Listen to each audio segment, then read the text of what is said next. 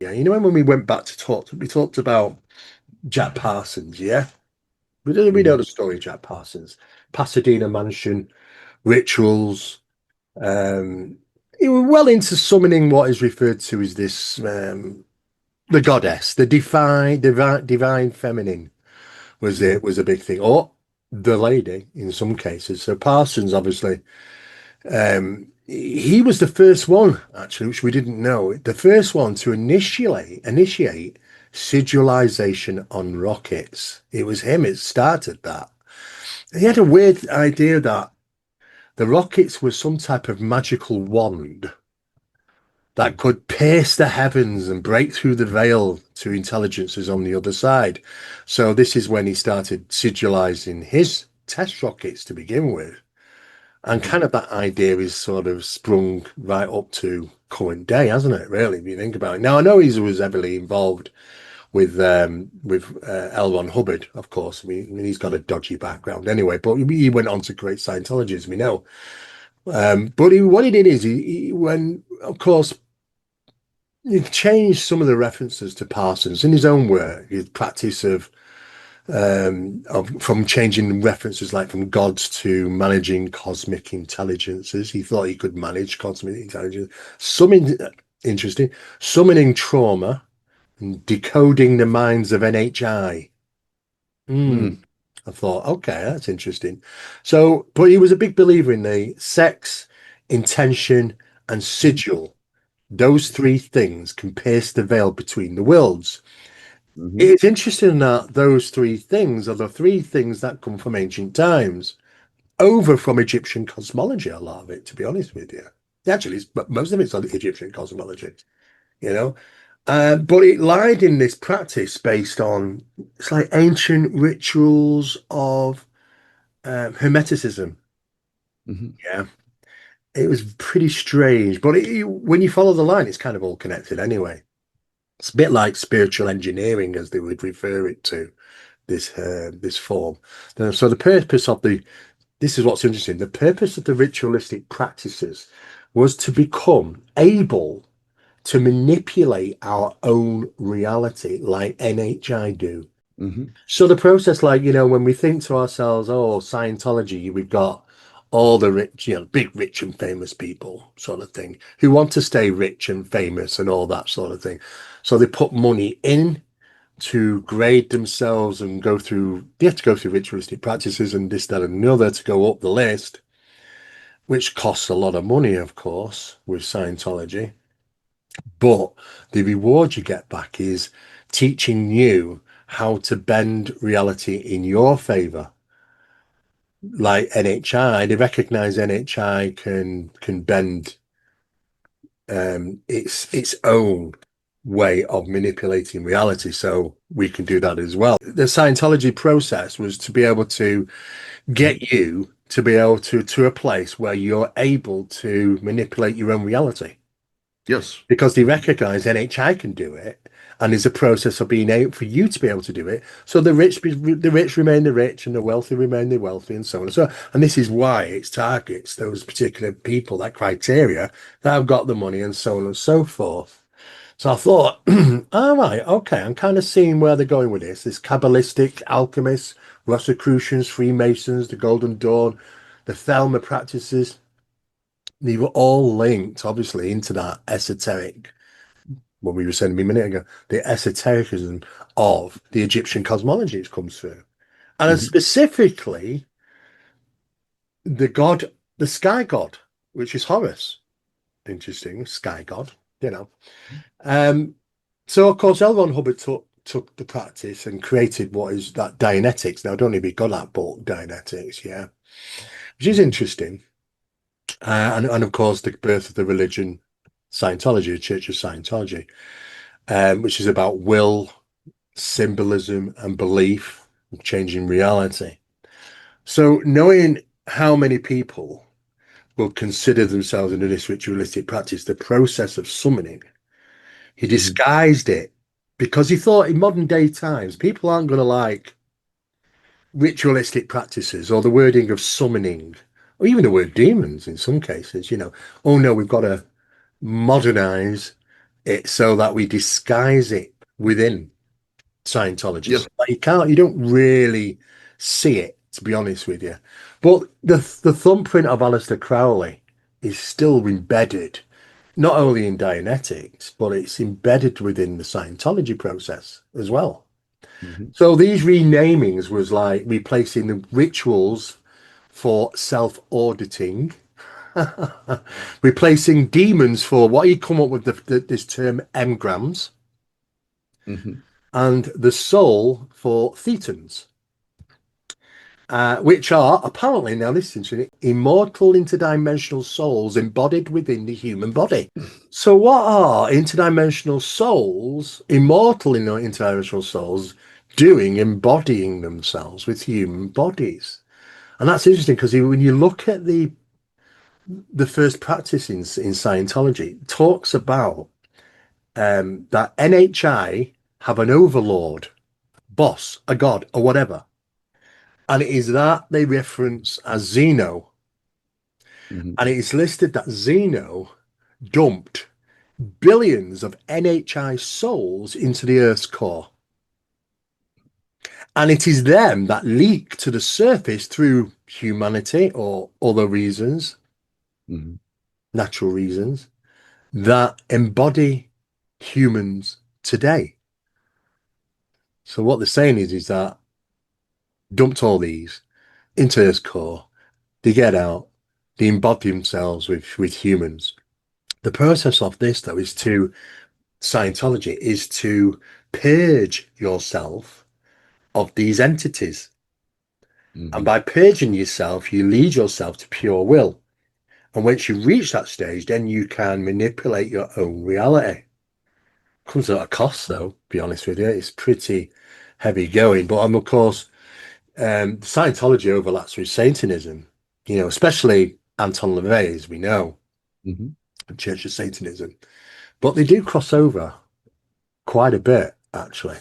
So this is where it starts getting interesting. Hal Puthoff. Now I know Hal Puthoff.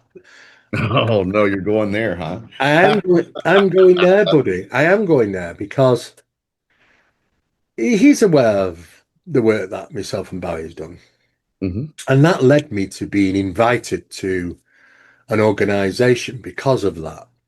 Mhm. So, but what's interesting when you do the research, right, he's been on the scene for like forever, Hal Puthoff. But you go back about in the 1970s, that's when he was keyed with SRI, Stanford Research Institute.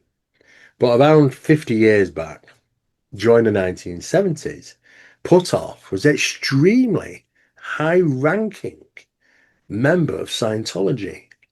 Mhm. He was an OT level 7. Now, to get to that, you not only have to be part of it for quite some time, be involved in quite a number of ritualistic practices to get to that point, but it Mhm. also is going to cost you about $500,000 to even get to be an OT level 7. What's interesting though about that is that we've been at OT level 7 when you see kind of saying, okay, so what does that mean? It means basically that you can not only demonstrate and you can basically you manage and demonstrate the Mhm. process of manipulation of time, space, matter, and energy, and can demonstrate that.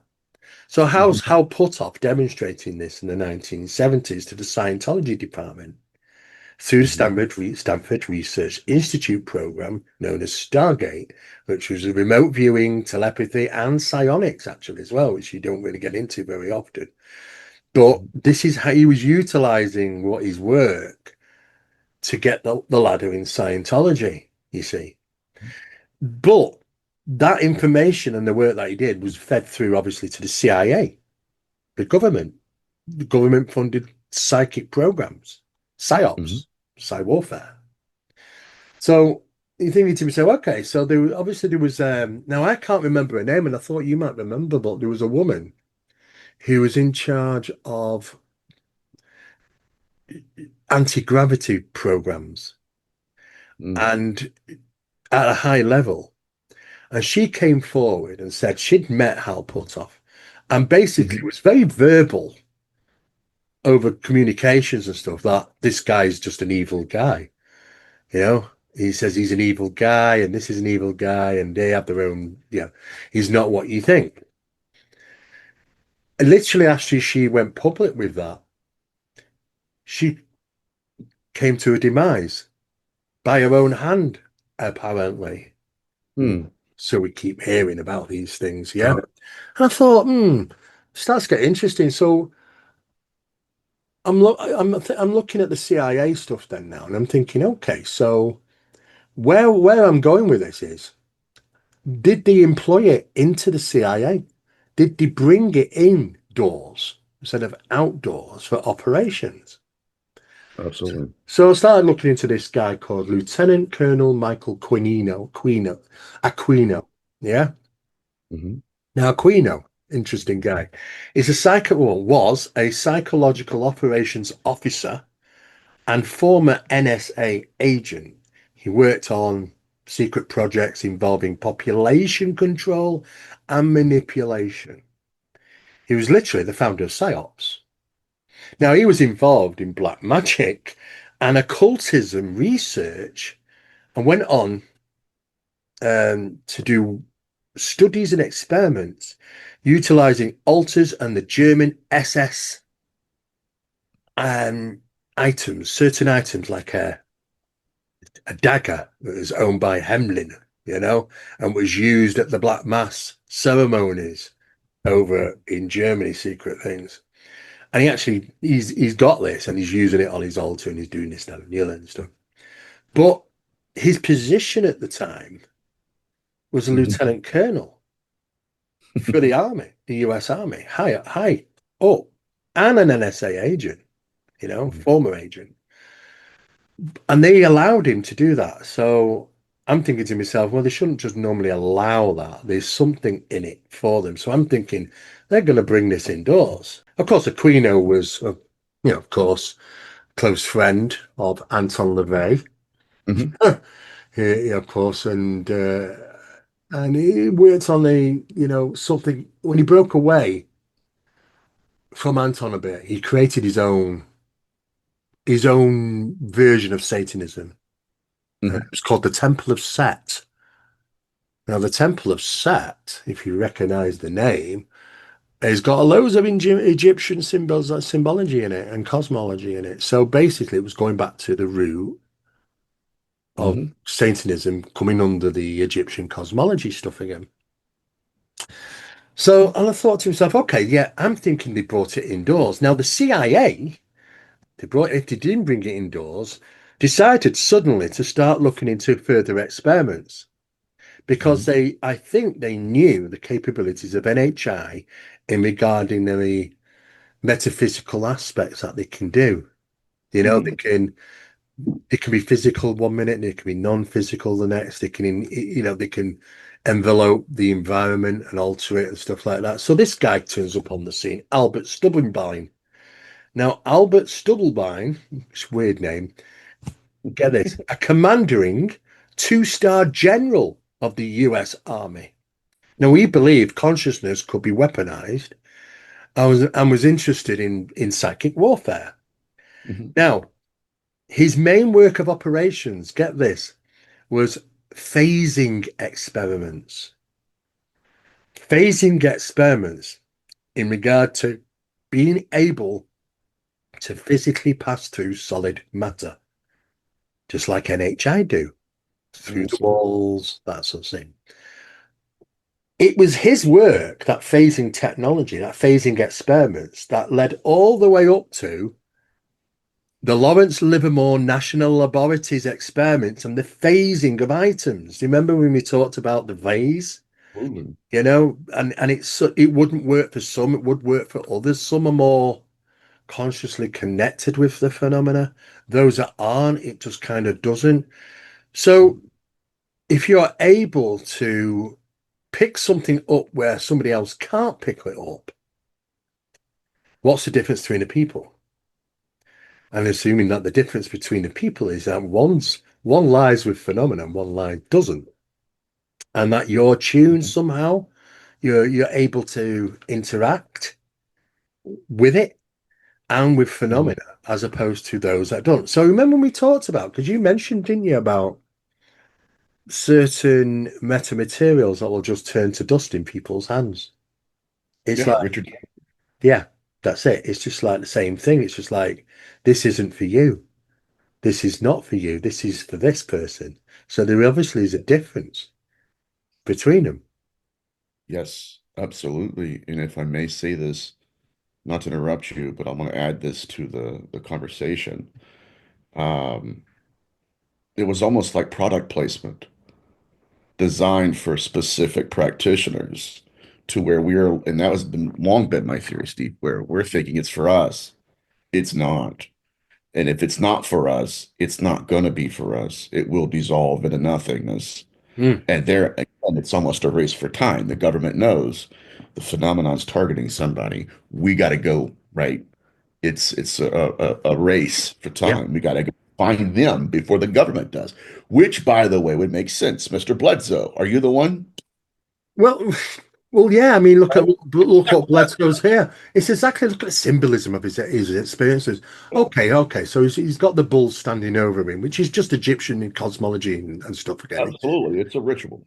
The It's the lady, it's the divine again. This is the same thing that Parsons and Crowley are all trying to conjure up. The divine feminine. The lady. And it's even goes through into sort of other aspects of ritualistic practices around the world.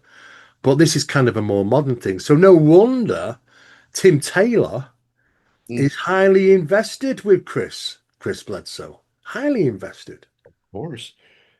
And, but this gets even deeper, brother. Like they asked, I think it was Tim Taylor, like, who he works for.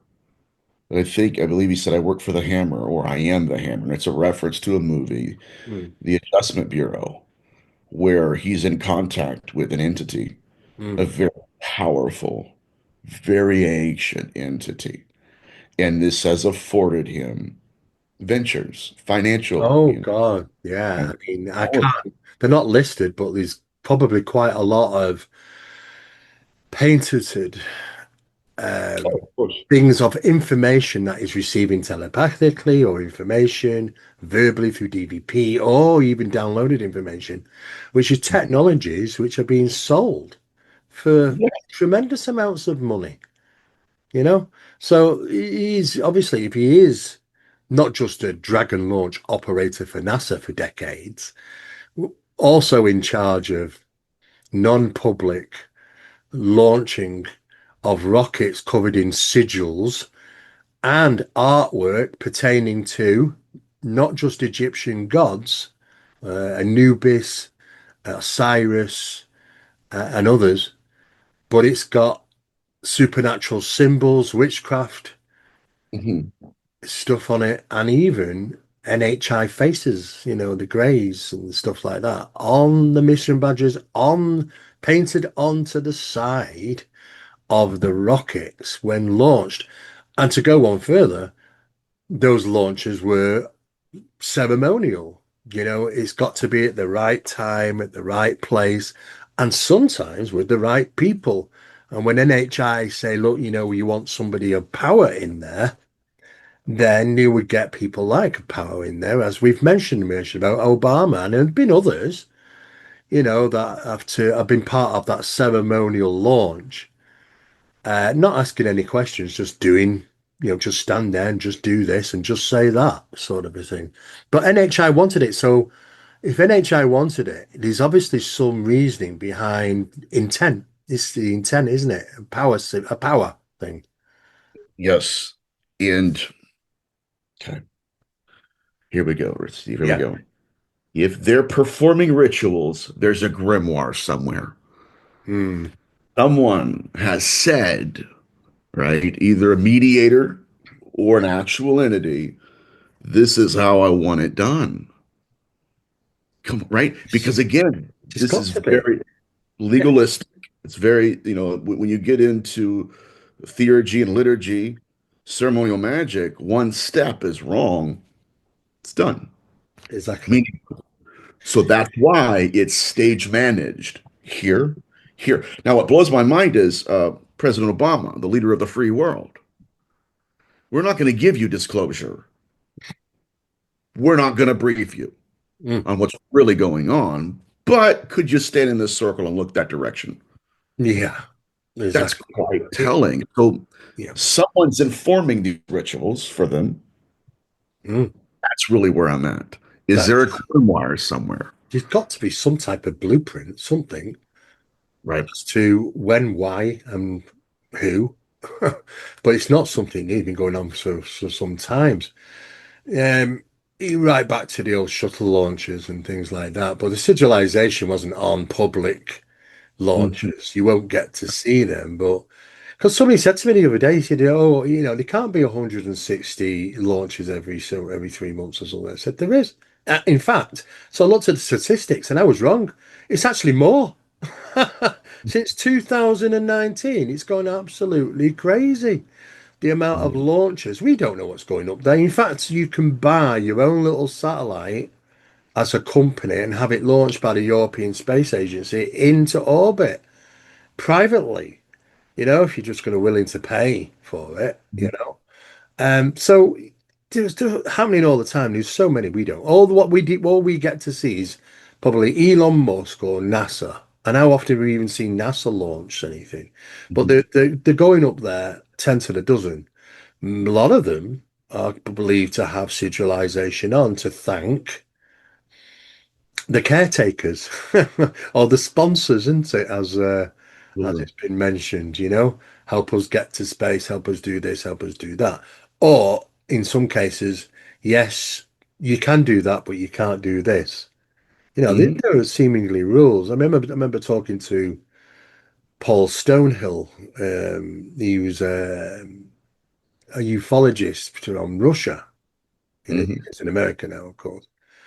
But he had private meetings with some USSR cosmonauts, including a female. Can't remember her name now, but she was quite openly talking about UFOs. She was a fighter pilot, Mhm. and they had data from the missions that went to Phobos and Deimos to look at Mhm. the Martian moons. And this, we know the story is that something happened with them. Mhm. But what the data that wasn't shared was outside the cameras, outside the craft, photographed entities outside in space, sort of a thing. Which the only time I've really come across that before was when Ingo Swann was apparently remote viewing the moon. Mhm. And he said there were beings on there, but I don't understand because they don't wear clothing and they don't seem to have a problem breathing. And they're aware of me, consciously aware of me as I'm aware of them. I've caught their eye, sort of a thing. And he backed off, you know. And I thought that's interesting, because it led me to a 1990, I think it was 1996 incident that took place on one of the shuttles where there was these astronauts inside the shuttle out in space claiming that something was at the door. Imagine that. I would be like, not today. He was like, something was at the door. They saw some strange stuff, and it all went very quiet, actually. And I thought, and I remembered that, and I thought, what's going on? So, parameters of space and is everything is not harsh to them, but terrible for us as a biological system, but seemingly not for them because they part of the control mechanism anyway. So, if the symbolism is so important, that's like what you'd see in symbolism throughout Freemasonry and all the other things, which seems to be in your face, right back Mhm. from Sumerian days. So there has to be an outline because how did humanity know at some point to say, okay, this is what we need to do for it to be successful, for it to be work, for us to be do well? We've got to appease them and do things at set times, at set places, the rising sun, the setting sun, or whatever, for them to prosper. But there's got to be some guideline. There's got to be something. Who got that information? You know, it's information that they're following or been given to them. Yes, that is absolutely apparent. I am going back in my mind and trying to find any practitioner whose rituals would be trusted with multi-million dollar launches. The probability of a successful ritual Yeah, would increase the probability of a successful launch. Now, who are we going to trust with that ritual, right? It's yeah, not just a grimoire, it's somebody, and again, who's created a relationship with the others. That's where I'm at. got to be. It has to be. And it's not like, okay, I'm not being disrespectful in terms of like, they're scientists, but I'm not a pencil pusher, right? It's not, Yeah, you're talking about literally, not a yeah, mathematician, somebody who is an adept, it's got an to. initiate to the extent that our government is like, yeah, we went through all the others. You have the highest rate of success. And not just that, let's take this sideways for a second. This is something I've noticed in the field too. The sigils that we're finding on people are earthly born occult. Everything's earthly born. Let's go Everything. there, Steve. Let's go there, Steve. Right? Again, that is not okay. It's not like, okay, their demon decided to do this. No, an earthly practitioner fell into that tradition by virtue of experimentation, right? They're experimenting, right? And so when we're looking at this, it's like, well, who are they honoring? The person who came up with the ritual itself? This is it. I don't know. Everything that it doesn't matter how much you do the research, no matter what angle, what area you're going to go into in Yep. this topic, there is nothing, Mhm. no evidence to say they're extraterrestrial. All right, You buddy. have, I'll talk to you all right, soon. man. You take care, mate. All right, brother. Cheers Have for a now, good pal.